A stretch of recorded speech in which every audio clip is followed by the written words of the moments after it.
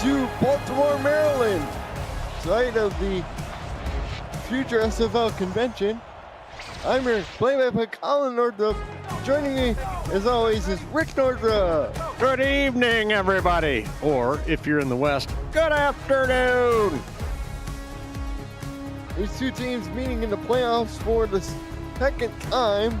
Sixth overall meeting. Our statisticians for the evening are Justin Reside and Ron Haynes, and Rick. Baltimore is looking raring to go, as a 12 seed has never beaten a number one overall seed in the history of the SFL playoffs. That's right, they're champing at the bit. And if you're ready to rumble, I am. And we're going to get started with a coin toss. Coin toss. Home teams during the SFL 4K23 era have never lost in the quarterfinals. They're all undefeated, and Baltimore make it 13 in a row as they will receive the football to begin the game. Minnesota's got their work cut out for them tonight, but you got two playoff teams. Anything can happen. Am I right? Am I right? You are correct about that. Mickey Malillo to kick things off for Minnesota. You are correct, sir. Well, Ed McMahon there for your first cultural reference. And the kickoff will be fielded a few yards deep in the end zone. Coming up the middle is Mac Chima, and Chima will get knocked down at the 26. We'll see Jack Wigmore being primary quarterback. That seasoned veteran, all with Baltimore, but we'll also see cameo appearances from time to time of the rookie Johnny Kim. Ooh. Warren Murray's at back. He's joined by David Anderson at the tailback spot, and T-Roy Gaines, Hall of Famers at fullback. Ivory Irvin, Daley Holder, Mac Chima, who you just saw, are the wide receivers. Tight ends are Jackson Roberts and Benji Metz. We'll get to the offensive line after this play, which will be a 1st and 10. Two receivers to the bottom, one man in motion across. Drags a defender with him. Let's see what defense they've got. Back to throw, Wigmore, left-hander, fires, complete to Irvin, down the middle, across the midfield stripe, or close to it, but it'll be plenty good for a first down. Finds a little gap or a little seam in the secondary, Colin. And right there, right on time, right on the money. And we brought Denver the service dog with us. He's been a marginally good boy all day today. We're hoping for better things during the game. Porsche Henson, Olivia Bleeker are the tacklers. So Coral, Alden Bleeker are the guard. John Johnson is the center. Throws out to Anderson, and he will pick up 4 yards. It'll be 2nd and 6. We also have the Rick meter with us here tonight, and coming off an epic early call in its previous outing where it went full-on book it in the second quarter of that game. We're not talking about that game anymore. Here's a handoff. Up the middle, and Gaines, the fullback, will, gain a first down. Angela Meerkat, Mark Mello are up front defensive ends. Mac Knight is the defensive tackle. Matthew Alvarado, Stephen Black are the inside backers. Jason Clay and Stefan Forge are the outside. David Leathers and Nicholas Russell, along with Johnny Bravo, Mullah, are the corners. Lynn Shady is the strong safety, along with Jubilee Marsh. And Derek Meerkat, as the throw is complete for another first down. This time to Matson, as Baltimore continues to methodically move down the field. Want to welcome in TJ Harper to the chat, and thanks for the shout out. One-handed catch. Nice grab there. Derek Meerkat on the tackle for Minnesota. We have it 1st and 10.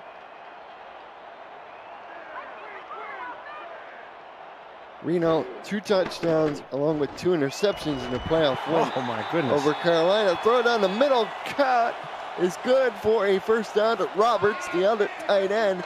So Baltimore getting everybody involved here early on the opening drive. You know, Colin, you're barely getting all the intros out of the way, and while you're getting the intros out of the way, Baltimore's going right down the field, 1st and goal. Reno was 3rd at... Wigmore was tied for 3rd along with Reno with regular season touchdown passes at 19. He throws here to the sideline. Nice catch made by Chima, who's out of bounds.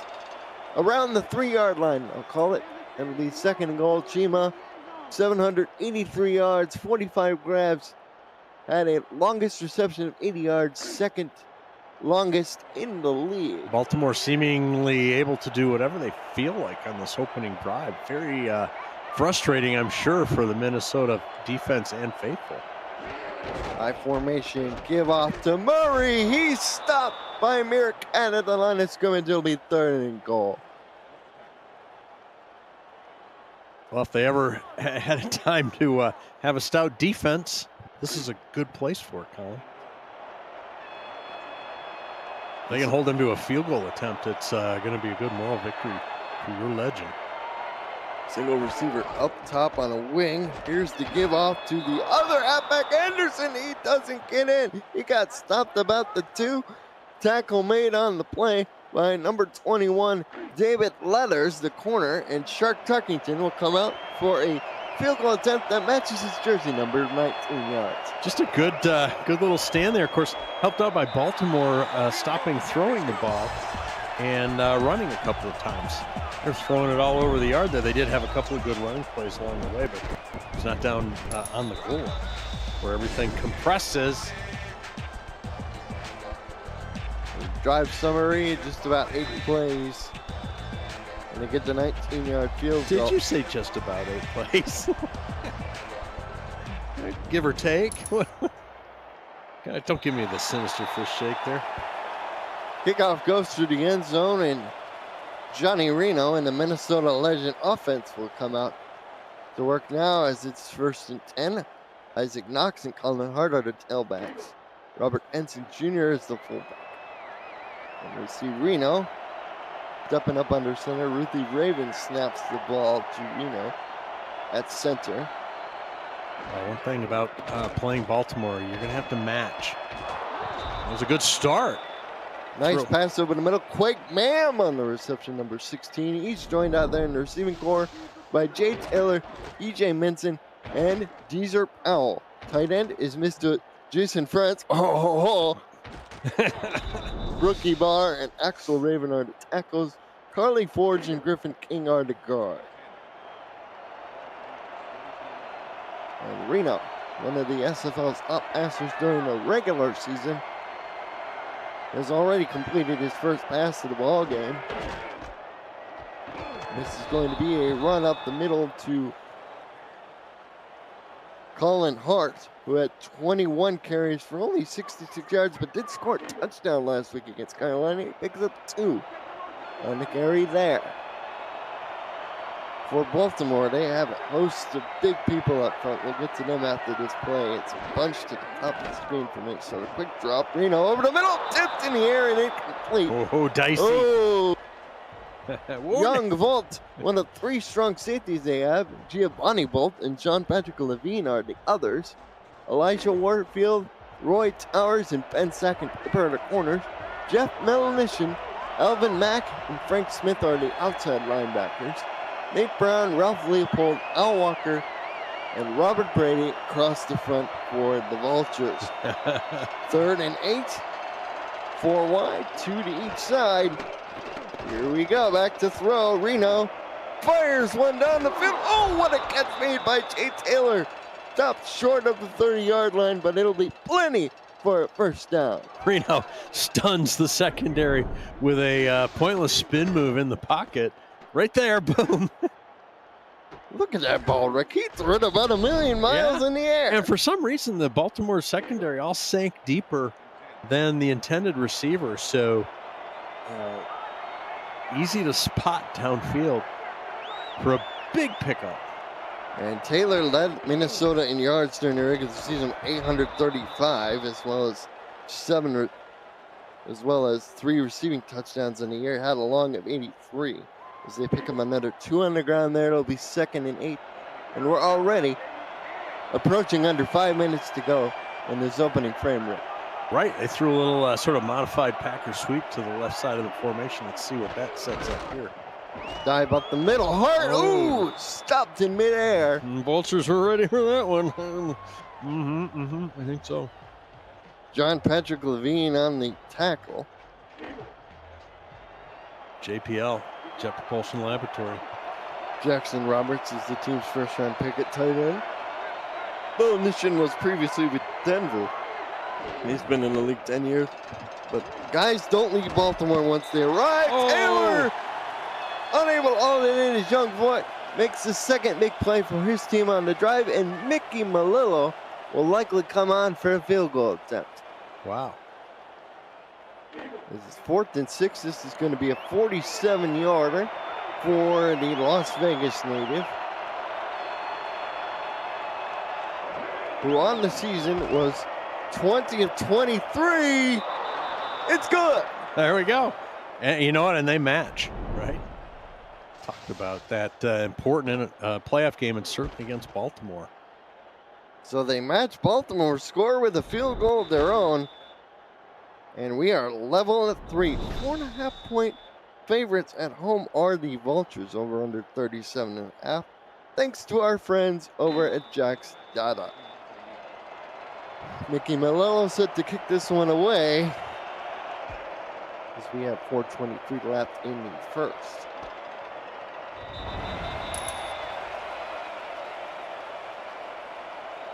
Ball down in the end zone. Ball comes out to the 20. It'll be 1st and 10.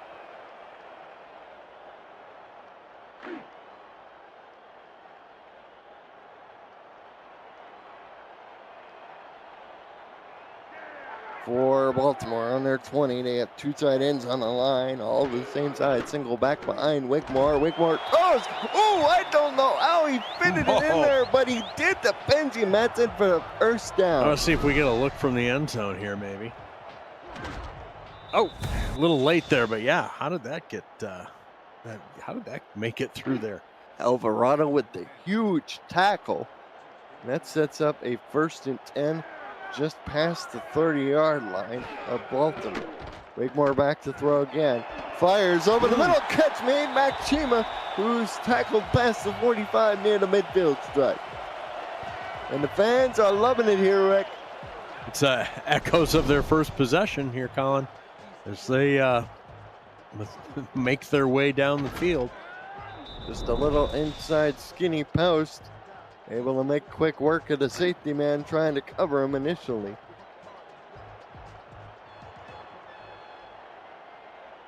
And the Rick Meter staff, using their Bank Michigan slide rules, are intrigued. Let's see how this one ends up, and they're going to take a look at that next Minnesota possession too, Colin, before they can get a good handle on this. Wigmore throws again. Oh, Ivy Irvin with the catch as he eye points the ball with 2 hands. And Baltimore moves the chains once again, this time gulping up yardage in big chunks. Yeah, they are. They're getting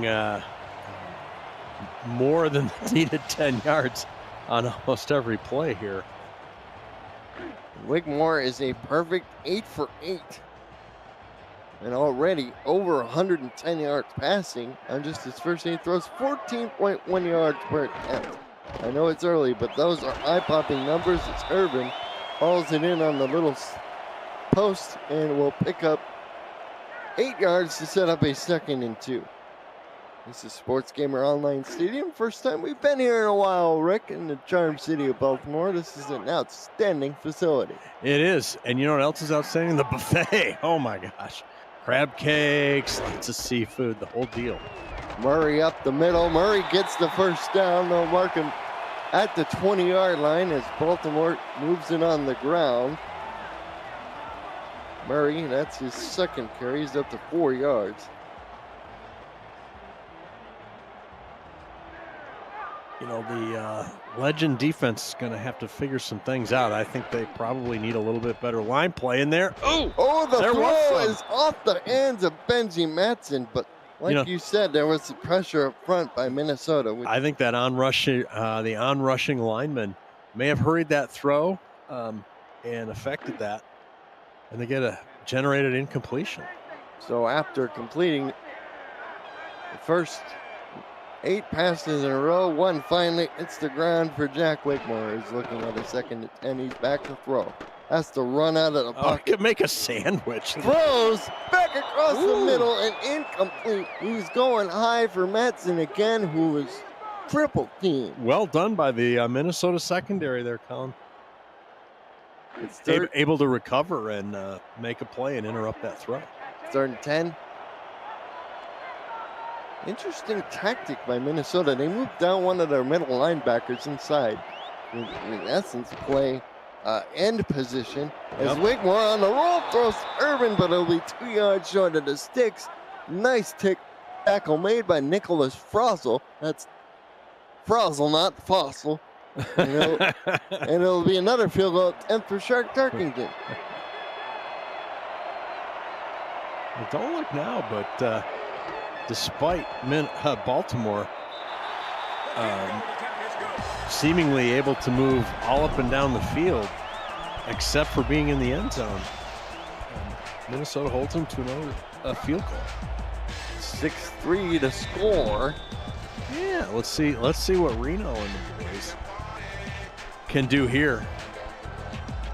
And the dog wants to see touchdowns, not field goals. So hopefully Minnesota can change the narrative. Yeah, I don't know what you're complaining about, Denver.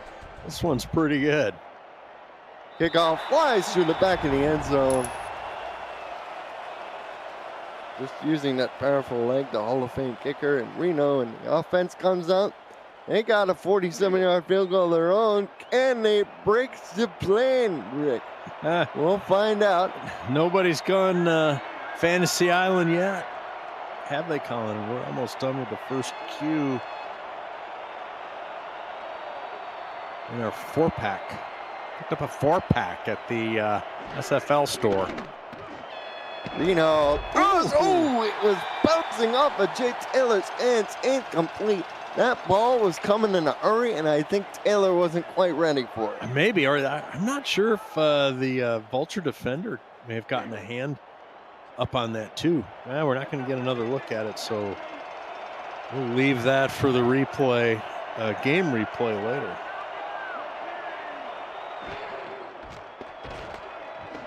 Reno. Incomplete, trying to go underneath, and just like that, Rick, they're staring at a 3rd and 10. Yeah, something wasn't right on that play. I'm not sure if it was Baltimore had the right defensive call, or if there was some not on the same page stuff happening for the Legend. The 3rd and 10, they go 4 wide with 3 to the bottom and a trips look. 4-man line for the Vultures.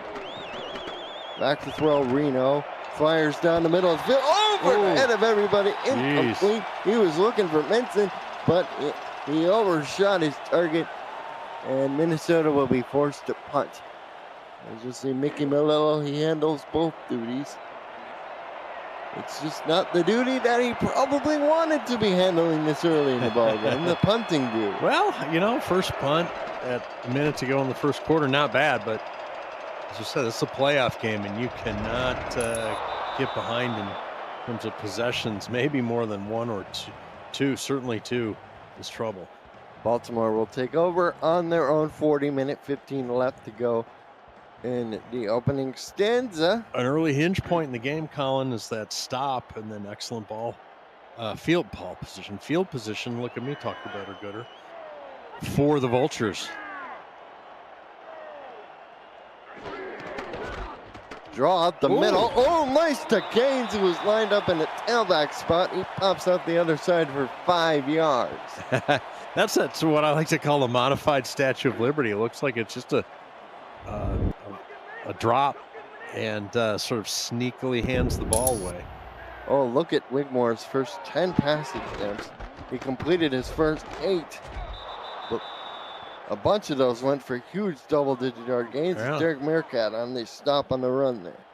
Yeah, hey, and I'm all about balanced football, Colin, but Baltimore seems to pretty much be able to throw the ball all over the yard. I know they had a couple of good dives and so forth, but really I think their running calls are playing into the hands of the Legend. 3rd and 4, Irvin, the man in motion. Cross formation. Wigmore back to throw. They're going to dump this off on the screen to Anderson. Nobody behind him.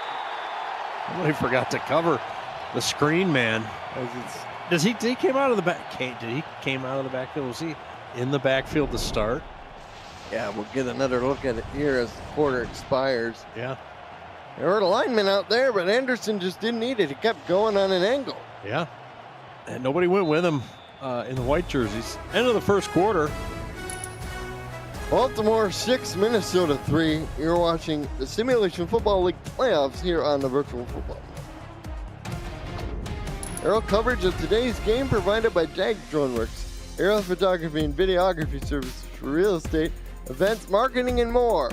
Learn more at dagsdroneworks.com, and that's a beautiful shot of the Inter Harbor in Baltimore, Maryland. That's where the convention's going to be. Yeah, I'm looking for the high. Where the heck's the high? Is that straight ahead? I don't know. Well, I'm excited. We're all excited. All right, second quarter here in this quarterfinal. 6-3, your score. Baltimore, starting with great field position, has moved to the plus side of the field, Colin. Short drop. Wigmore. Oh, again to Madsen. He had a few balls that didn't necessarily go his way, but he eye points that one, does the big tight end. And the bench is fired up about that one, including Anderson there, number 28. Madsen, who is a big target, his second year in Baltimore, 6'6", 266 pounds. I tell you what, he's about a biscuit shy of being a big tackle out there. By the way, Miranda Dumas has had a bachelorette party, self-reported in the chat, so I'm not giving anything away. That sounds exciting. Team stats, Baltimore has dominated, but yet they're only up by a field goal. Thanks to great red zone defense from Minnesota. Wigmore to throw. Incomplete.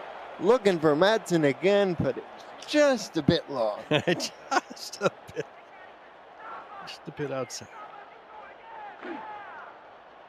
It was second 10-9, 21 to go in the quarter. Justin Reside, Ron Haynes, our statistician all-star crew for this game. Appreciate both gentlemen. Keeping track of the facts and figures for us. Second and 10. Wigmore back to throw. Wigmore spins back. Throws. It'll be first and goal to Irvin, who's tackled at about the 2. He makes a nice grab, and Baltimore once again is deep in the red zone. Yep, just continuing to make plays, and there's one of those spin moves again. That's a nice one-hander grab there. Unnoticed by me in the initial live action shot. Oh, most of his yardage has been down the middle. Very few to the right side and none to the left side. Yep. His receivers aren't afraid to go over the middle or down the middle.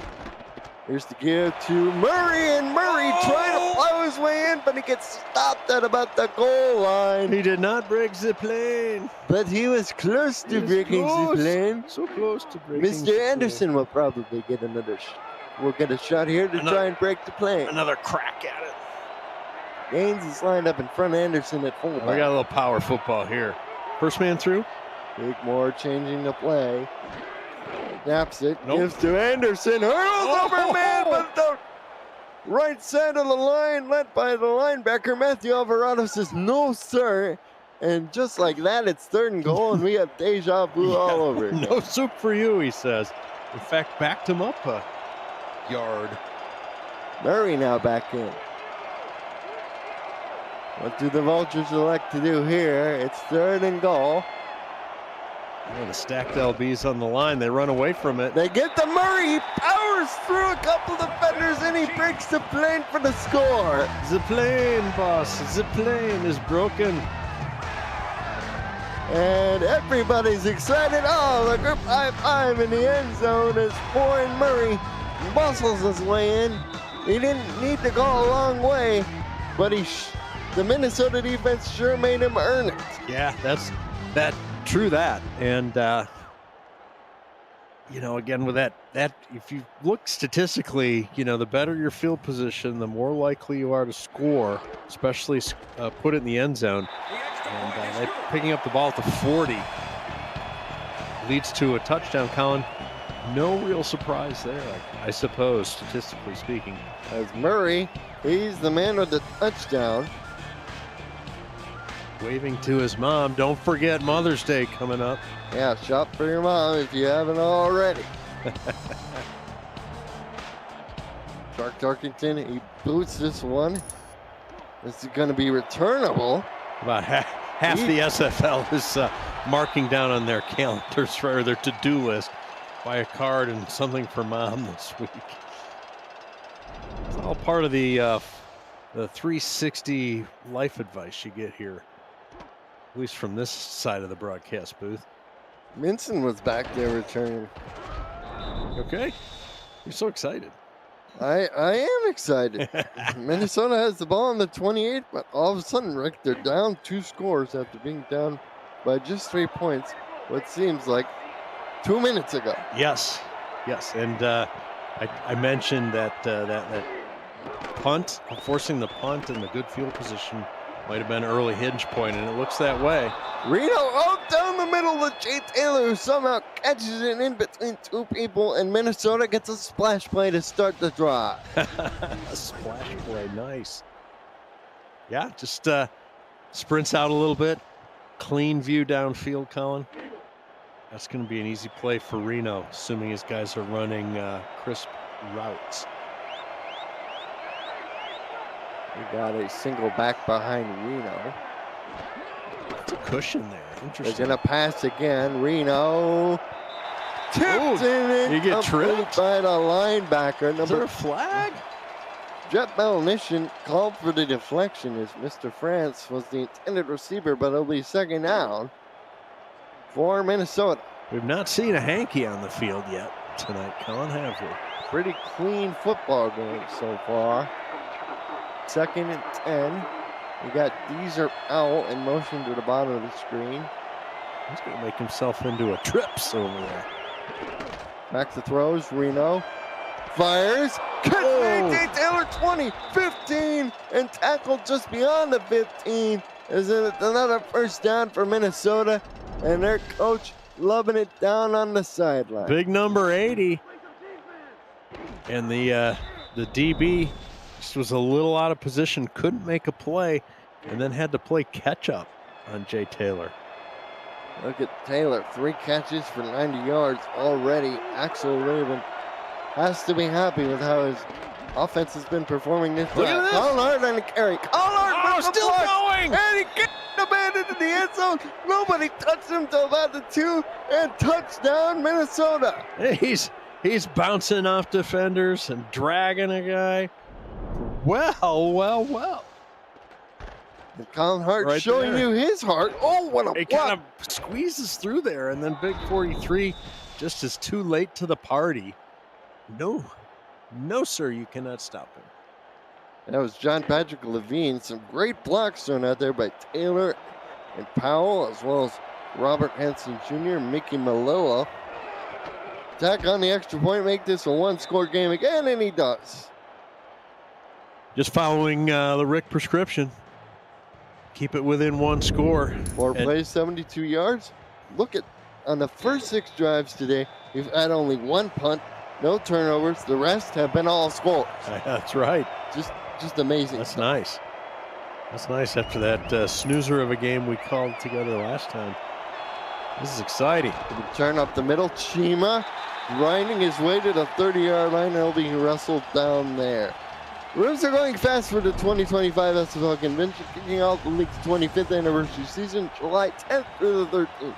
If you want to go, you need to book your stay now. Join SFL Nation at the Rooftop Boulevard Host Hotel, Hyde Regency. You can reserve your room now at the special group rate at simfl.net. Can't wait for it. Very excited for that. It's always a good time. We've been fortunate to be able to go to every convention so far. Not sure that that's always going to be the case, but so far it's worked out, right, buddy? It indeed has, as Murray break tackles, gains about 3 yards. He was men in the backfield, but he shrugged off that defender like he was nothing. Shut it like his second skin. 2nd and 7, 2 tight ends and balanced line. They have an extra lineman lined up in one of the tight end spots. To get Anderson, and he's buried It's like near the line of scrimmage. There was a big 6-car pileup on the freeway there in the B gap. I think he was trying to head for. As that defensive line just pushed the guys wearing the all-red uniforms back into the lap of the running back. Wigmark throws too long, and Baltimore has to punt. Yeah, did you see that DN for the Legend? pushed his tackle right into the area that Wegmore was trying to sprint to, and darn nearly got a sack. And I think that affected Wegmore's the lefty, because he was running to his left. I think it affected his ability to actually mechanically make that throw. Matty Coffin's on punt. And Minson returns it up to the 28. So Minnesota, they have a little momentum going to get the ball back with 5:42 left to go in the first half. They do, and the Rick meter with its surplus German diesel motor that was rebuilt, burning that clean diesel with all of its neon, is here tonight. And the staff is very intrigued. There's a lot of calculations going on here, and they're at neutral, but they're intently doing their ciphers, their plus them ups and take them aways, to help you, the listening and watching public, know early who's going to win this thing. Reno back to throw, fires down the field. Oh, it's dropped. It's just flat out dropped by Diesel. Oh, who was open, Rick. That would have been enough for a first down. It sure would have. Let's see what they dial up here. Gonna be a 2nd and 10, 5:39 to go. The first half. We have Minson tight on the line as they go shotgun. Back either side of Reno. Nickel defense on for Baltimore. 4 guys across the front. And we'll have Minson go across formation. Nobody follows him. Play clock at 4, 3, 2. They get it away. It's going to be a gift to Robert Ensign Jr. They try to pull back, dive from the gun, but that doesn't work. John Etchekavine sniffs it out, and it'll be a loss of 2, setting up a 3rd and 10 plus. They have 12 yards to go to get the first as they go trips to the bottom, 4 wide and total. Reno back to throw. Oh, he ran out of time. Big Nate Brown, team's president, GM off the field, makes the big sack, and Minnesota's drive ends up going backwards as Brown wasn't even touched. As soon as the ball was snapped, he just went right around his blocker, and Mickey Melillo comes on for the punt. As we're now under 5 to go, Minnesota forced to punt after a 3rd down. And snap. This is going to be Irvin. Second time they've had Minnesota punt from deep in their own end of the field, Colin. They get the ball magically on the 40, like they did last time after the punt reception. Take a look at the stats here. Minnesota's closed the gap somewhat, but Baltimore still has a commanding margin. Right, well, you know, those 2 long drives, almost the length of the field, just for field goals, padded their total yards stats. Back to throw, Wigmore fires. Hipped and incomplete. And, you know, last time Baltimore had to punt, that was their first punt of the game, according to Ron Haynes, keeping track of all the drive summaries. And that Minnesota punt toward the end of the first was about 40 yards in length. Thanks again to the statisticians keeping track of those sort of things. Ron and Justin. Thank you, guys. Don't forget the incomparable, there's a semi-vocabulary word, the incomparable Cameron Irvine in Chattahoochee Gucci, Louisiana, at the home office of the SFL. And Wigmore under center. He'll go 4 wide receivers. There's an incomplete pass on 2nd down, so they're faced with 3rd. Daly Holder has not even been targeted yet. As he's motioned across. Throw. Wigmore tipped in the air and incomplete. Oh, nice coverage made as Jubilee Marsh. What a great name, Jubilee. Makes the deflection in 42nd drive in a row. Yeah. Baltimore has to punt. You know, both defenses are starting to step up here, and defenses are throwing some haymakers. The offense for both teams seems to need to make some adjustments, Colin. And the Dr. Thomas Paternitti, he's got to do some more experimentation down there on the sideline. He needs his offense has gone cold. He needs to start scribbling on that prescription pad of his. As Minnesota will take over in their own 14, Matty Coffins with a nice punt, and the coverage was even better. Don't worry about it. I laugh at my own jokes most of the time. Offset single back is Colin Hart. Jason France, the tight end in motion at Ross. They got 3 wide in total. E.J. Minson there in the slot. Back to throw is Reno. Reno fires down the middle, tipped and knocked away. Nearly picked, Colin. Did that get into the hands of number 24 there? Swatted away with one hand. He just went up with one hand, but you're right, Rick. He had an opportunity for 2. It's Damian Robinson, the the starting free safety for his club.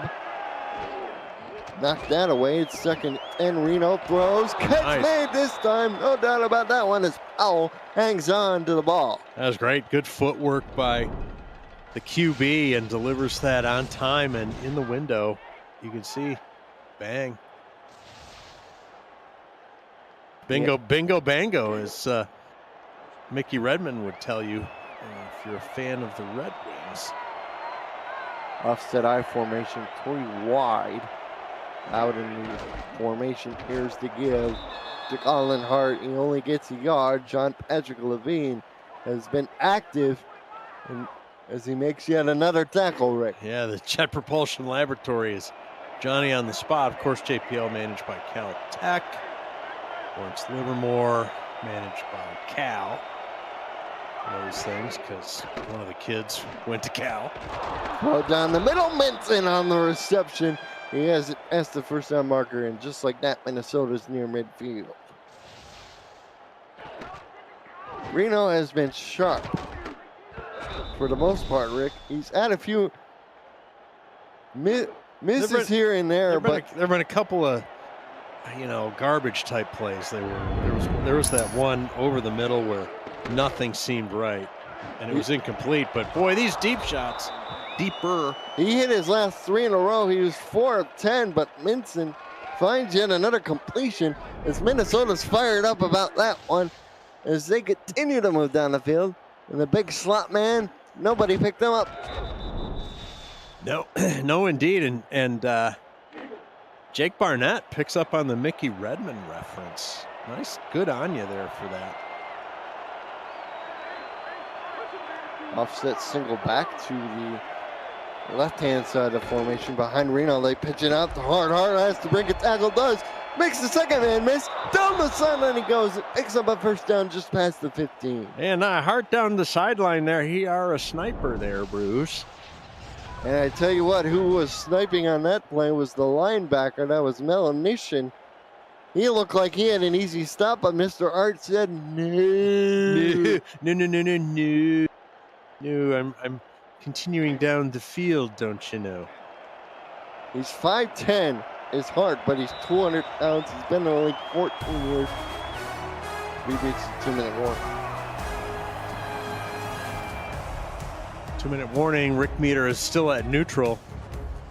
And we've got ourselves a ball game here in Baltimore. And Minnesota seems to have grabbed the momentum. Mr. Collin.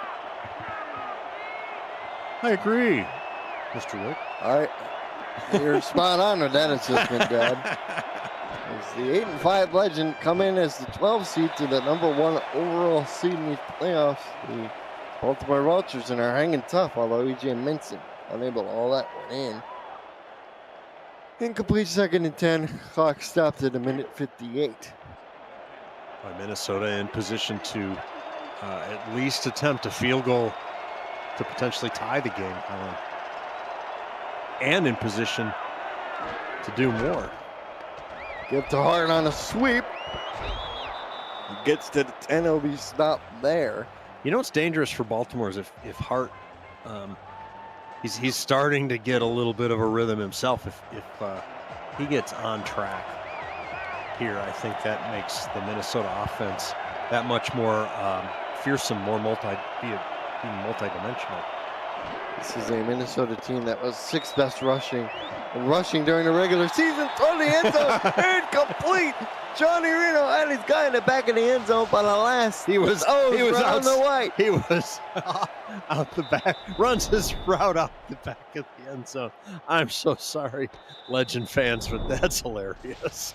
It was Deezer Powell, the man intended for, so that sets up a field goal attempt, the second of the ball game for Mickey Malello. This one of 27. He made one of 47 earlier in the game. This one to level things at 13. Snap is high, it's down, and Malillo blitz the sticks with ease. 10-play drive, covers 76 yards, Rick, but it ends in 3, not 7. You got that, but it also ties the game, and maybe a little to the surprise of both teams here. We're going to get a good look, hopefully, at Baltimore's hurry-up offense with $1:25 left on the clock. Full complement of timeouts for Baltimore. Let's see what Dr. Paternetti and the rest of the Vultures have in mind here. Chima up the middle. Oh, he could have busted out the other side, but E.J. Minson says, I'm going to take care of that. Thank you very much. Interesting for Minnesota during the regular season, their points per game. Yes. At home was 24.5, so rounded up to 25. And their points per game was almost 22 even away. So that's not a big a delta as we usually see. Right. From a lot of SFL offense between the home and road splits. I agree. Man in motion to the top of the screen, a trips look. They've got the defense overloaded to that top side of the field. Let's see where they go with this. Wigmore goes to that side. It's picked up by Johnny Bravo. He says, whoa, mama, I got the ball. And the fans can't believe it. Holy moly. And I just saw that, like, all 11 on the defense were to the tackle or the guard even, and more to the top of the screen, Colin, and they throw into that mess of white jerseys. Well, hold on to your hats, folks. This is Jack Wigmore, who had 14 interceptions during the regular season, which was second most in the league. Sort of a surprising statistic for any Baltimore quarterback to be near the top end. As he threw that one to Reno, and Baltimore gets jump mission down the sideline. He gets out of bounds at the 44. What did we just see? Oh no, the Lord giveth and the Lord taketh away. Oh my goodness. And the former safety turned linebacker, who had 2 picks during the regular season, gets one ear off of Reno in the playoffs. Just Reno maybe getting a little greedy, Colin. I'd call that 2.5 man coverage on that one receiver, and obviously an ill-advised throw. Thank you, Captain Obvious, but maybe just picking or locking in on that receiver. You got to keep your head about you. It's a playoff game. Mistakes like that are ultra costly. As Wigmore almost gets it, he threw it back and down the sideline. Is returning the ball for Minnesota is David Leathers. So we've had 3 plays that have resulted in turnovers, including 2 right back to back. Oh no! Oh my gosh, golly! Leathers would turn that one up the sideline, so 23 yards. Well, they get the ball just about kind of close to where they had it before, so reset things with 59 seconds left. And the funny thing is, Leathers had 2 against Carolina in the wild card game, and Bravo had 1, and both of these guys have made interceptions. Let's see if Reno can keep his wits about him here and not get too greedy. Play within the scheme, right? What is happening right now? People are in shock. No matter which team you root for, throw it down the middle to Minson, down to inside the 10, and timeout called by Minnesota. I think that was the same play that he threw the pick on. Like, we're going to run this thing and it's going to work.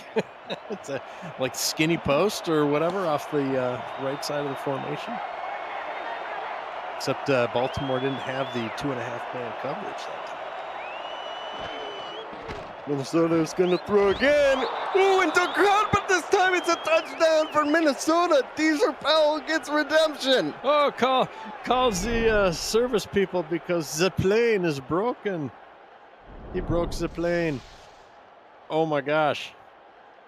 Just a post in between three people, and Reno just fits it in there. Reno feeling his oats. You got to buy a lottery ticket. He's got to buy a lottery ticket at halftime. Oh my gosh. You know, he's thrown off. He's shaking off that interception mentally, obviously, Colin. He's not afraid to throw that thing. And Minnesota takes the lead with 51 ticks to go in the first half. They're up by 6. And Ron Haynes said Minnesota... Up by 7 now, buddy. Ron Haynes said Minnesota gained about 8 yards on that crazy interception from where they were before. Oh, thank you. Yes, I appreciate that. And Mac Chima spins up the middle, gets it to the 27. And I think if you're a good doctor, you tell your quarterback, just hand the ball off. We don't want any more of these. You know, we'll see, right? I mean, maybe, right? You got to be careful to, with your team, to change the way they play, change the way they've been winning all season, right? You don't want to upset that. You don't want to be like the Soviets in the Olympics in 1980. Stop playing your game when faced with some adversity, right? And thanks to the crazy sequence of events we just saw, Minnesota has a slight edge in total yards now as Baltimore adds more to their personal total, and they call their first time out. We'll see what they can do at desperation time here as we wind down the second quarter. And Thomas Paterniti wants his quarterback to continue slinging the rock. Only 59 total yards this quarter for Baltimore, 172 for Minnesota. As Wigmore throws backside on a roll, Ivory Irvin with a nice catch, and they'll call a timeout with about 35 seconds left. They're getting themselves in position here. Another couple plays depend a day, and they'll be in field goal range. You see 214 yards. Interceptions, of course, are always problematic for a quarterback, but he had that hot start where he was 8-8, Rick. I know. He could do no wrong. Come back to earth a little bit here in the second quarter. Wigmore to throw. Underneath. Oh, it was behind Urban, who was breaking open underneath, but it was a bit behind the receiver. Might have been messed up a little bit by the rush. And get another look at it, but I'll check it out on my private telestrator here. The second and 10 balls. Clock stop, 32 seconds left. 4 men across the front for Minnesota out of his nickel defense. No motion, Urban across formation. Derek Meerkat follows. Big cushion here at the bottom of the screen too, Colin. They'll sprint out to that cushion side, throw back the other way. This time to Benji Matson in Baltimore burns their final timeout.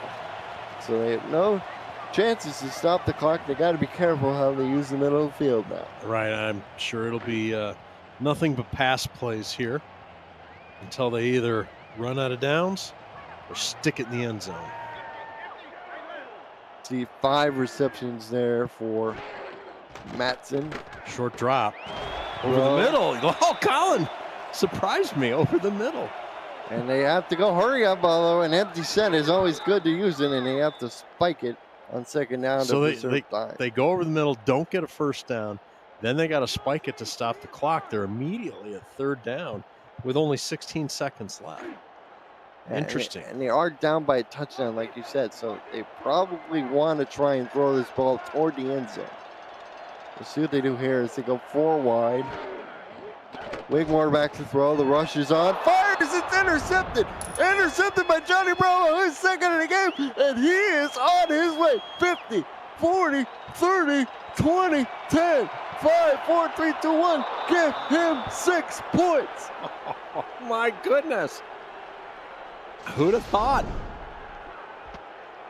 Let's just see that. That throw was short, and there were 2 guys underneath. And he says, look what I found. And I got some jets. I can outrun you 54. He says, David, I know you had 2 picks last week, but this week it's my turn. It's my time. Rico's time is now. Wow.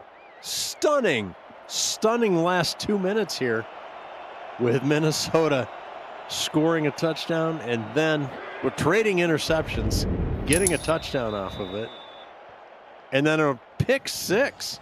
He threw back-to-back interceptions, and then he's only hit 4 of his last 10 for 56 yards.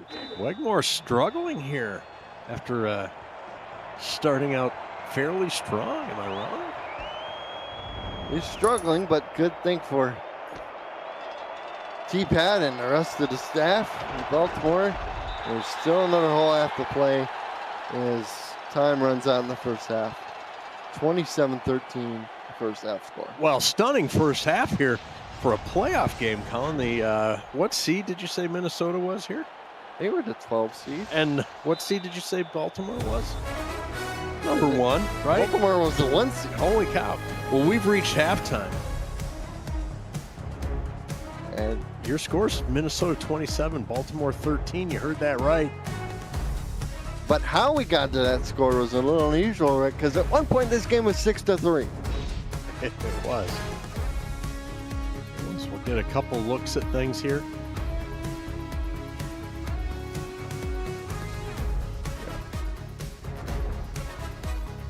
There's some plane breakage going on there. Wigmore, he was efficient in terms of his completions. His stat line still looks pretty good, but the couple of crucial mistakes there late in the second quarter. And of course, Johnny Bravo, the key player to have with the pick 6 to end things. And as we wrap things up here, let's send it over for a quick halftime break presented by Breaks GPT. Just pulled a full-size Taylor Swift helmet. Shout out to all our Swifties. Travis Kelce. This is a Giants Lawrence Taylor. Patrick Mahomes. Chad Johnson with the Ocho Cinco. We have a Drew Brees. Is that an O.J. Simpson jersey?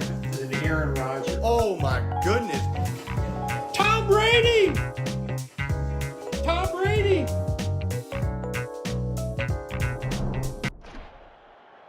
Breaking the world of sports memorabilia collecting with Breaks GPT, featuring signed football jerseys, helmets, photos, and more. Breaks GPT offers you a shot at winning autographed and authenticated sports memorabilia at a fraction of the price.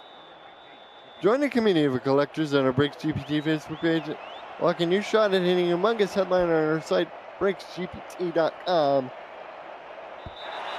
As the kickoff flies on the end zone, and Baltimore has to wait an opportunity to try and close the gap, because guess what? Minnesota gets the ball. Oh my gosh, doing the chance for a double dip the hard way with a pick 6, and now possession coming out of halftime time. In the history of the SFL playoffs, 24 season, the lowest seed to reach the semifinals was twice the 7th seed. No seed lower than that has ever reached even the semis. So well, we got a shot at breaking that streak going right here as Minnesota leads the heavily favored Baltimore Vultures 27-3. Baltimore obviously 27-13. I'm sorry, I said 3. Taking points away from Baltimore. Isaac Knox gets his first carry of the game, almost picks up the first down. Haven't heard much from him so far this game. There's Thomas Paternitti on the sidelines. His coaching a legend, it kind of writes itself, but his team is in a bit of trouble as they're facing a 3rd and short. As you said, still a whole half to go. He's hard on the carry, gets the first down up over the 30. And Minnesota's going to have to keep their foot on the gas, both offensively and defensively. And we're going to get our first read from the Rick meter.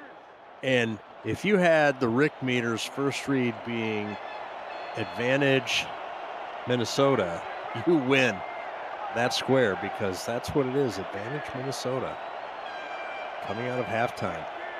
I don't think people play Rick meter squares as Oh, sure, It's a sure they form do. of amusement. Come on, people live and die for the Rick Meter. That's at least that's the delusional. In the delusional world the Rick Meter lives in, that's what it believes. Stop drinking the Mountain Dew flavored Kool-Aid that those kids have been handing you down there. As Knox picks up 5, it'll be 2nd and 5. The Rick Meter runs on actual Mountain Dew and Pop-Tarts. Hart, they'll give him a yard, but ooh, that looked awfully close to being a short loss and no gain. Frank Smith on the tackle for Baltimore, and the Vultures with an opportunity to get off the field here.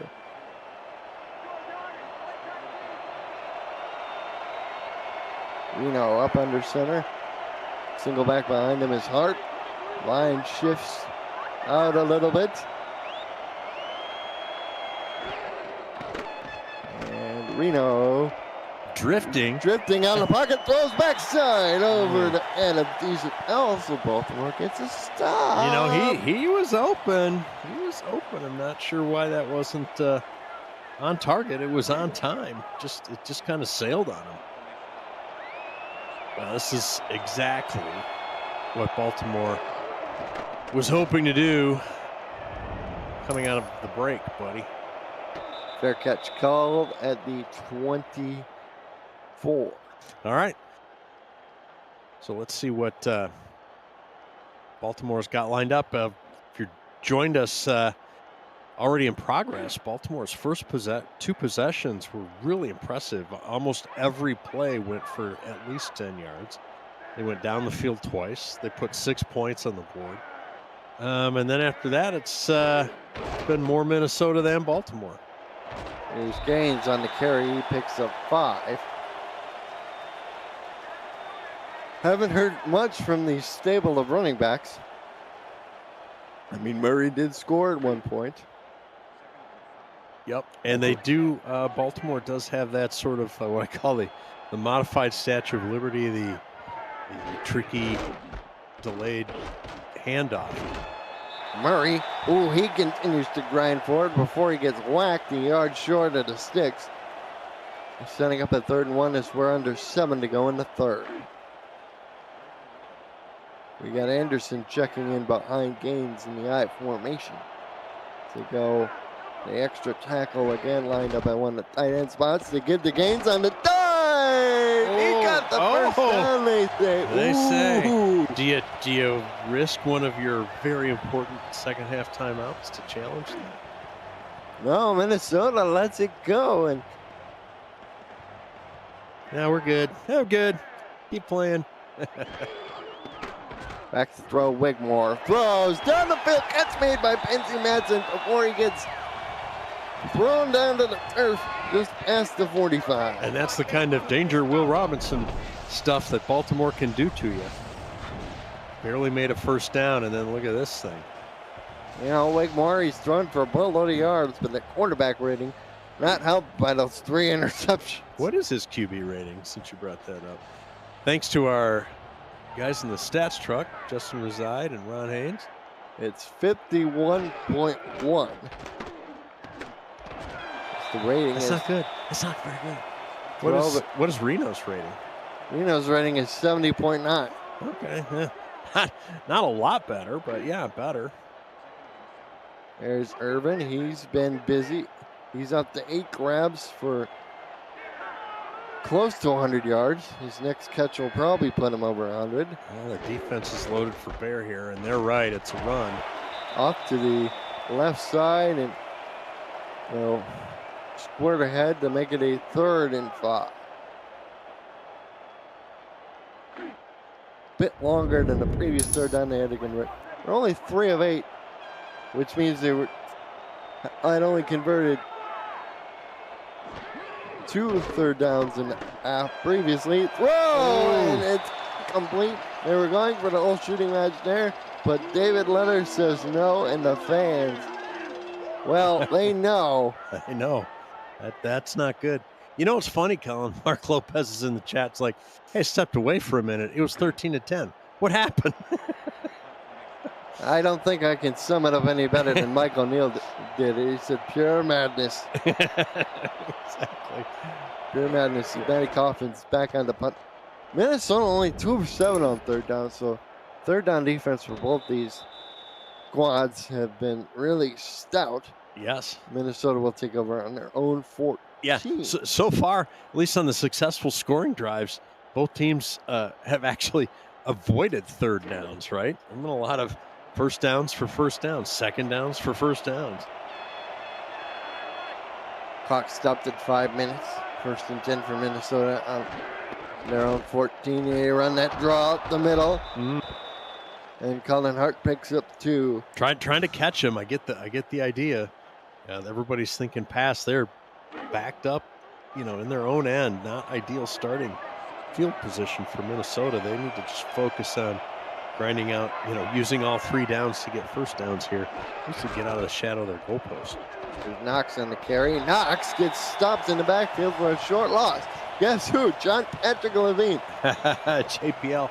And now the Baltimore defense has Minnesota where they want them, and that's a long yardage passing situation.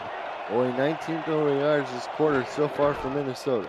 They need to get 9 here. Play action. The play action was... the pocket, and no, he's going down. Nate Brown with his second sack, and that's huge for this Baltimore defense. Axel Raven is looking at his clipboard saying, what do I have to do to block big Nate Brown? Well, first of all, you shouldn't have run a play action pass on 3rd and long way deep in your own end zone. That was pointless and probably wasted about 2 seconds on there, and they could have had an extra person in the pattern, in my opinion. So maybe a little bit of a offensive play call mistake, and look at this. Baltimore's getting golden field position, almost in field goal range. Already at the 36 of Minnesota. You're watching Simulation Football League action here on the Virtual Football Network. This week on VFN will feature quarterfinal weekend in the SFL today and tomorrow, plus UFL on Tuesday and Thursday before next week's semifinal coverage on Saturday. Virtual football lives on VFN. Should be fun, Rick.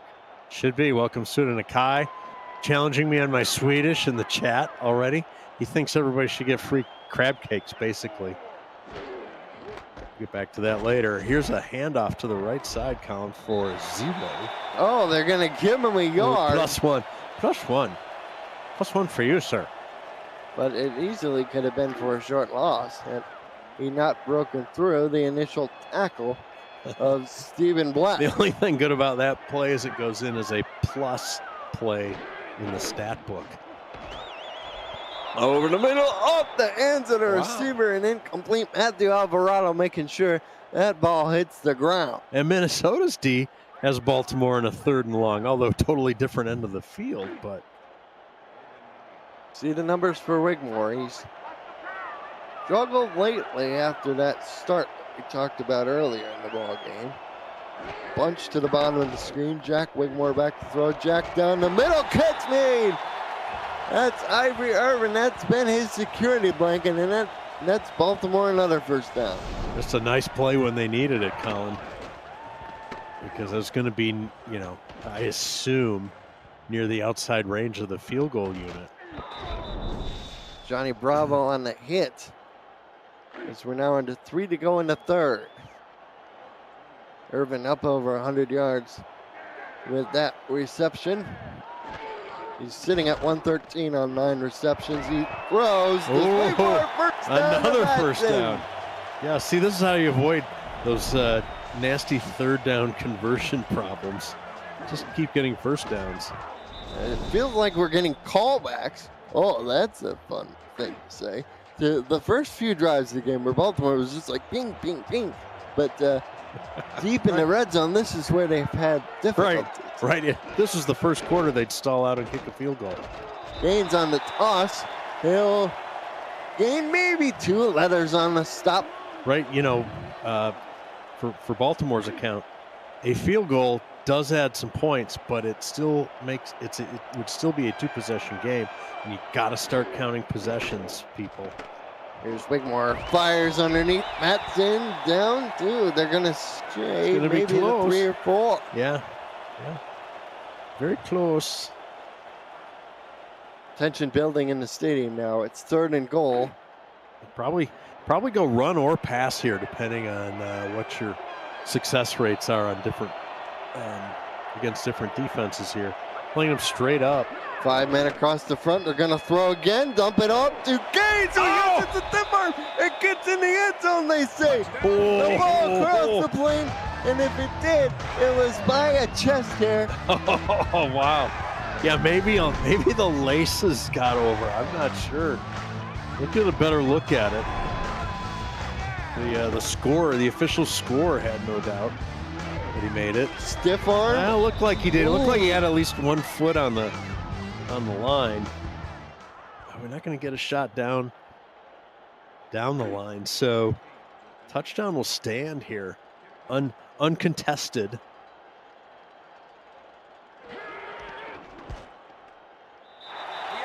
And Baltimore will make it a touchdown game with the extra point. Ron Haynes doesn't know if they scored a touchdown from his point of view down in the stats truck. And he's got a lot of looks at it there too, I must say. It's the official broadcast feed. And Stephen Black wanted Axel to throw the challenge flag. And I agree with the quarterback, Johnny Reno. It was at least worth the challenge. Yeah, I think, the risk reward was probably fairly equal because if you win, you're forcing the field goal. If you lose the challenge, it's a touchdown. So it's kind of a 4-point value there. So we have a 1st and 10 on the 20. This is going to be a pitch out to Colin Hart. Breaks 1 tackle, but only manages to pick up 2. And I've just been handed a Polaroid up in the booth by Ron Haynes. He went back and looked at the copy, and it appears that the ball went just there by the air over the goal line. Good work, guys, in the stats chart. That's sweet. That's a no-doubter. Reno throws down the middle, and Jason France makes his first reception. He's been targeted a few times, but he finally has his first catch here. And John Patrick Levine brings the big tight end down. This is going to be a 1st and 10. We have a 7-point game. Quick drop by Reno. Throw down to Jay Taylor, but the DB made a nice play in the ball. That was number 49, Roy Towers. Well, don't look now, but here comes your, ooh, look at that. And the 4K23 era that is starting in season 21 up through season 23. Quarterfinal teams are 12-0 at home. They've never lost to a road team. Minnesota trying to change the narrative.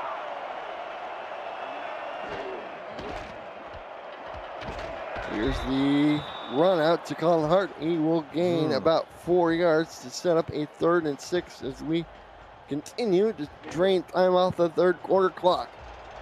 Do you think these running plays, Colin, are trying to shorten the game? I don't know. Looks like the pass is a little more effective for them. They are body blows and jabs, even if they're not gaining a lot of yards. Quite mammoth. Well, I don't think you want to give the ball back to Baltimore so quick, though. They go play action again. Oh! I don't know how he hauled that in, but he did. As the Baltimore defender, he went for the ball instead of the defender. That time play action works. Yes, in your broadcaster face, says the Minnesota legend. We're still going to throw play action at him on an obvious passing down. And we've reached the end of the 3rd quarter. Put your 4s, 12s, 86s, 29s, 68s. As Minnesota leads by 7. I want to turn on the fasten seatbelt sign as we're going to hit some turbulence here. And we'd like everybody to return to their seats, get out of the lavatory, whatever you're doing there, because this thing's about to get bumpy. See the yardage there. Minnesota's been behind the whole game, but yet they're in front by 7. Tackle made on the run for a pickup of 1. Welcome back to Sports Gamer Online Stadium here in Baltimore. Check out sportsgameronline.com or check them out on YouTube and see why millions visit their website and YouTube channel. As where was that pass going? That was thrown out to Quake Man, but that just didn't look like coming out of Reno's hand. I thought actually that might have been called a rule to fumble. Robert Brady, the defensive end for the Vultures, was the closest man to the ball. Well, another 3rd and long, a do or die here. Like I said, you don't want to. I don't believe you've got a lot of confidence in your defense with. The 3-9 on 3rd, and the dry spell continues as it's 4th and 9. Minnesota will be forced to punt. And the Minnesota fans are saying, isn't there something more, to get us a 9-yard play besides the 30-yard downfield pass? They should be able to pin them back. And Malillo gets it high in the air. Just under 4.5 seconds, and Baltimore takes over their own 12. We want the SFL to reach more people. Do you? The best way to do that is smash the like button, leave a comment in the video, subscribe to the channel. You can help us reach all kinds of people who need more football in their lives. Thank you for the support of the Virtual Football Network. Baltimore takes over, down by 7 with 9:26 from their own 12. Wigmore throws underneath the Chima, but the defensive back made an outstanding play to break on the ball. That was number 27, Slim Shady, the strong safety. English. Pseudo Nakai with an interesting comment in the chat. I'm not sure what it means. Maybe he's unaware there are actually lavatories in airplanes. We got an interesting comment from Mark Lopez. He said on that weird throw that we saw, the running back was jammed. He never had a chance to break off of his route. That's why the play looked awkward from the jump. As David Leathers lays the lumber into Daily Holder, set up a 3rd and 10.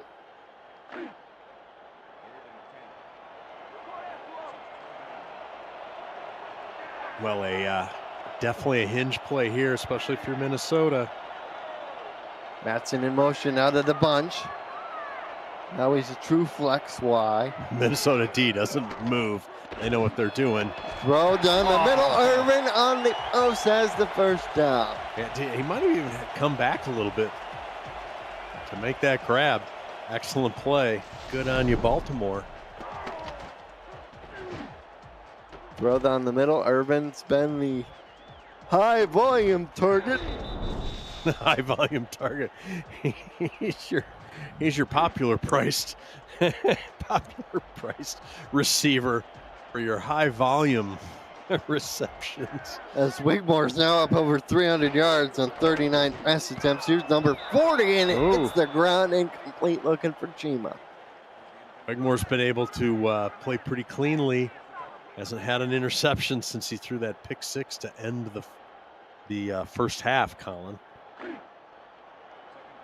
You know, Jackson Roberts has the 1 target, 1 catch for 24 yards. He hasn't been targeted since. Matson up over 110. Irvin at 126 on 10 receptions. Of course, Colin glued to the stat sheet. Thank you, Justin Reside and Ron Hayes. There's Wigmore to throw. Wigmore fires. Oh. Irvin, first down, Baltimore. Wow, for all intents and purposes, Wigmore was sacked. He was going down. He somehow gets that ball out and makes a deep completion. Look at that. As the pocket was closing in around him, he just stood there like he was the Rock of Gibraltar. 19 first downs gained for Baltimore, 13 for Minnesota. That's a small reason why the yardage difference has been in Baltimore's favor. And there's another first down. As they go to Matson. And the fans, they're excited, Rick. They are. By the way, Pseudo Nakai seems to be a fibber in the chat. I don't believe anything he's posting right now. See the numbers for Wigmore. Some great, some numbers aren't so great. Just on the outside edge of field goal range. Throw down the middle, catch made for 9 yards. Welcome to the ball game, Daly Older. He hasn't been targeted all game, but he makes his first catch there for a pickup of 9. And another country is heard from. Welcome, as you said, to the proceedings. This is a 2nd and 1. Murray is the deep back in the I formation. They turn, give to Murray. Murray spins, fights, and gets the first down as it carries Stephon Forge on his back. Yeah, here comes Baltimore with a bid to tie this thing, Colin. Like everybody's favorite uncle giving a little kid a piggyback ride. Right. Favorite uncle, sorry. I stepped on your comedy line. Maybe the one funny thing you were going to say all night. Hey, I'm allowed to say more than one funny thing. Go ahead, give it a try. As they give it to the second fullback through the middle, that's good speed. So pick up 2. Stop trying to run me over with your chair. 2nd and 8. As we are now under 7 to go, 6:40 and counting to go in the ball game. Jackson Roberts, the man in motion. Now he's out wide. Wigmore sprints that way, but no! Somebody forgot to block a big Angela Meerkat. That's right. Unblocked and sprints out to that side. And an easier TFL you'll not find. And Angela, Yes. who didn't have a sack in the playoff game a week ago, Gets a key one right there. it's a key one off of Baltimore. The first that their defensive line is allowed.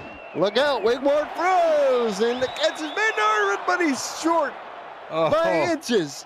I thought he got it in real time, but Jubilee Marsh says, you shall not pass the line. That was super close. Super close. Well, I suppose they kicked the field goal here. Oh, Not until Chief Hat challenging the spot of the ball. So let's take a retroactive look at the play presented by Retroid. Go play the SFL console on the go at GoRetroid.com is where you can order one of those. And ooh, he was on top of Bravo. That's very close. I think is there enough to overturn it? First shot find out. was the best shot. First cut is the deepest. And the ruling on the field stands. Wow. They lose their timeout, and the doctor can't believe it. A good doctor. I'd be upset too. I mean, it could go either way. I'm gonna leave it there. So they will attempt a field goal. This will be a 32-yarder for the lefty quarterback, lefty kicker. What is going on? Johnny Kim on the hold. Gets the snap. The boot is away. It's good. So 5:47, we have a 27-23 game. They drive 73 yards, Rick, in over 12 plays. But they have to settle for 3 once again. Well, the Rick meter, just like everybody else, is really nervous. Doesn't matter whether you're a Minnesota or Baltimore fan. This thing is close and can go either way. The Rick meter is staying with advantage Minnesota. I agree with Mike O'Neill that Yes, what am I going to that result of that challenge was perhaps a bit insane because it looked like in real time he got the first. Like I said, he may have, but maybe they just didn't have enough on video to obviously to make it different. Well, let's see. Baltimore. Okay, so one of my obvious theories: if you got the lead in the ball late in the fourth quarter, this is where you prove whether you deserve to win or not.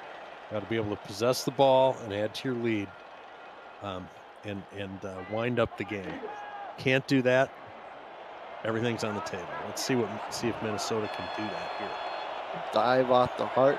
Picked up about 6 on the first play. Isaac Knox. He's gotten 7 carries for 4 yards. Over his half, and he goes back. Gives 2 back. He lost 2 on the play to set up a 3rd and 8. They've got to throw now.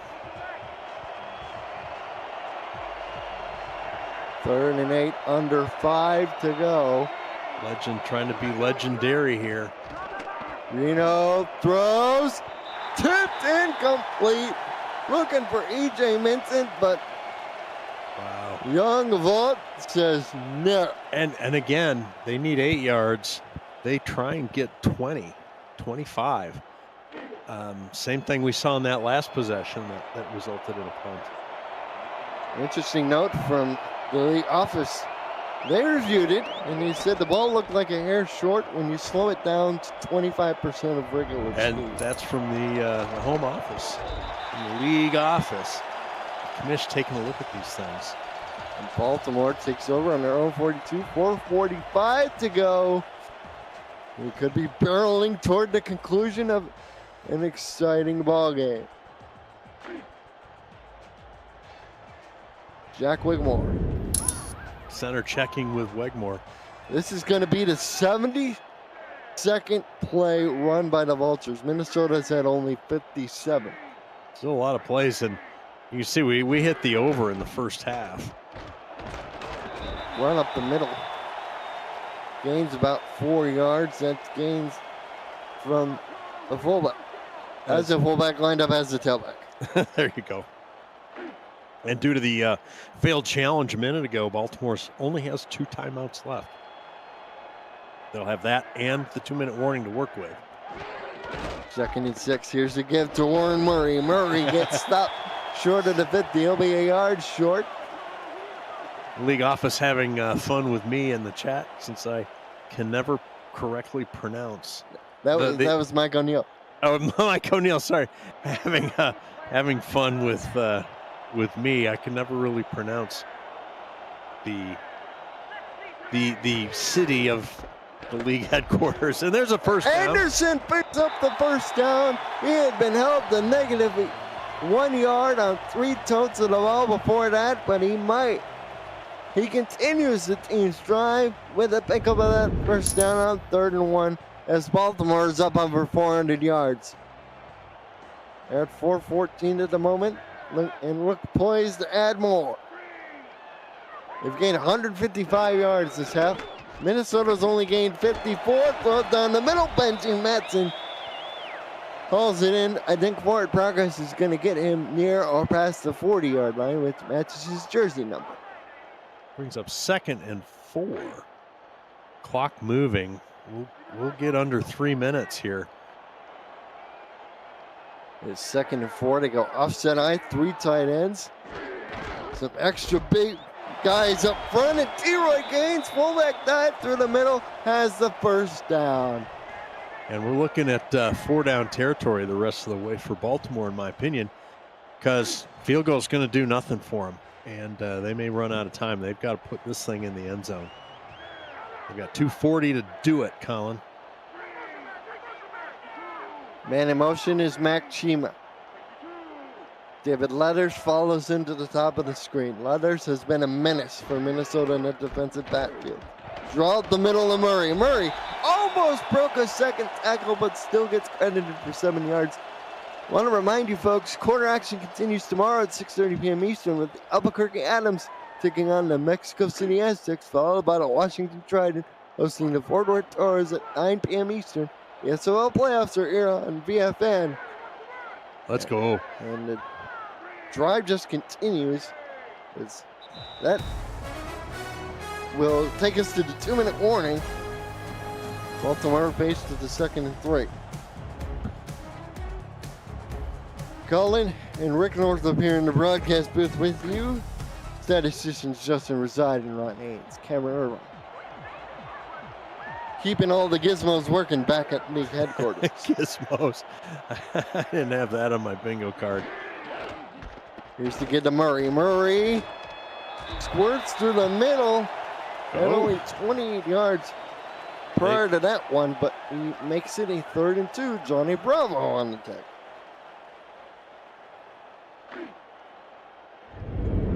Minnesota's defense being called on here to make a play one way or another. 7-14 is Baltimore on third down. Can they convert another one here? Here's the get to Murray. Breaking tackles. First down.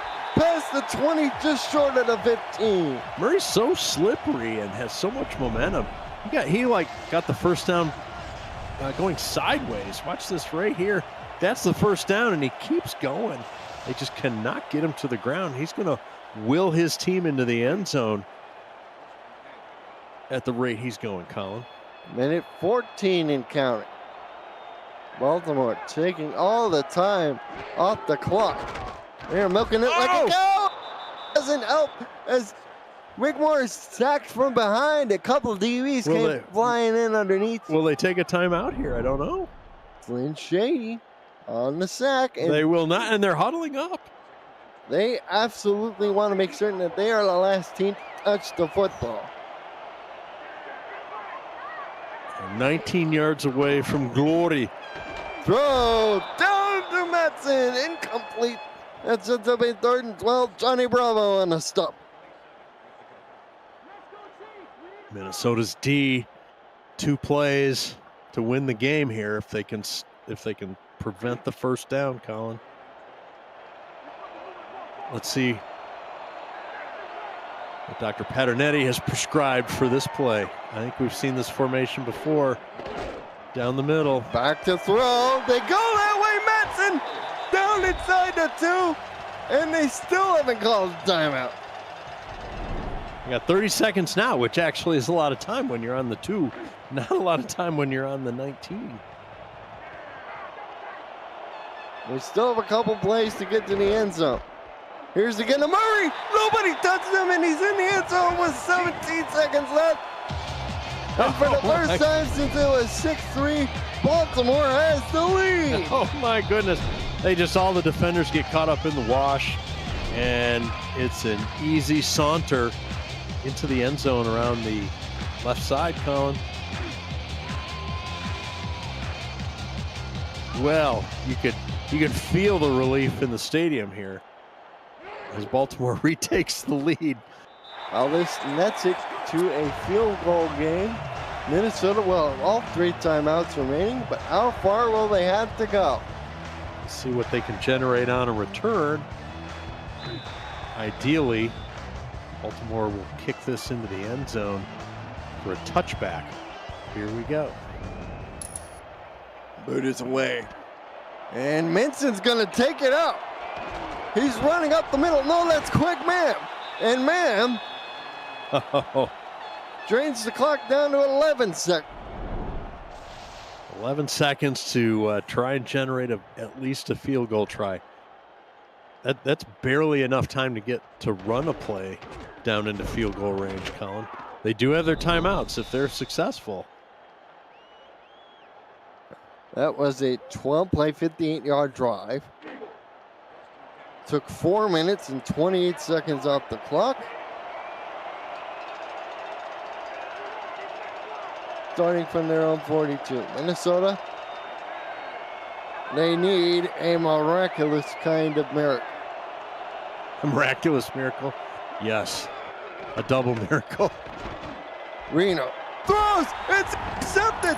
Intercepted by Baltimore. Baltimore will win this game, Colin. Ben stacking paper. Snags the ball out of the air. And the Rick Meter staff is coming in to say, book it, Baltimore. They have no shame. They still want to take the credit. I don't blame them. Well, what do you know? Congratulations, Baltimore. Came from behind, survive and advance in an unlikely double turn of events. And timeout being used for reasons, we'll call it. Hashtag reasons. Exactly. Get all the scrubs in there. Game coming up next is the Denver Nightwings taking on the Vancouver Legion. And the 2 Mikes will have the call. Michael Turillo and Mike O'Neill. And we get another timeout. Excuse me.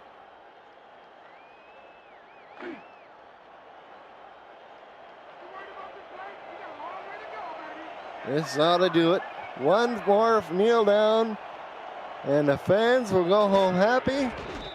It's just Baltimore had to earn it through Minnesota.